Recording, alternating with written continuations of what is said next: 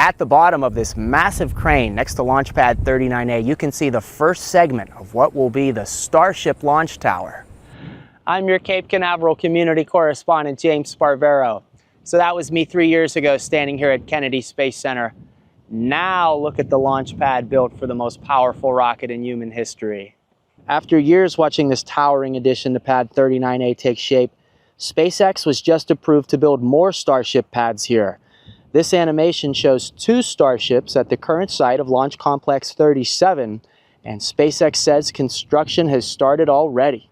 With 3 launch pads in Florida, Starship will be ready to support America's national security and Artemis goals as the world's premier spaceport continues to evolve to enable airport-like operations. To be able to support Starship.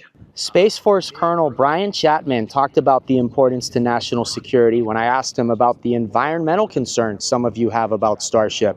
Keep it in Texas. That's what Bill Lundell told me at a public meeting this summer about Starship's future here.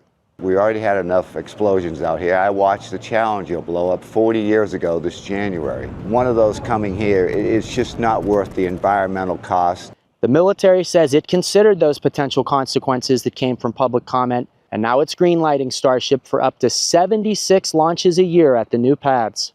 Meanwhile, Colonel Chapman told me Starship's first launch at 39A could now be within months. Early to mid next year is when we anticipate Starship coming out here to be able to launch, and we'll have the range ready to support at that time. And the range has already supported a record of more than 100 launches this year. And by 2035, the Colonel tells me that number could triple, meaning we could see a launch here almost every day. In Brevard County, I'm your Cape Canaveral community correspondent, James Sparvero, News 6.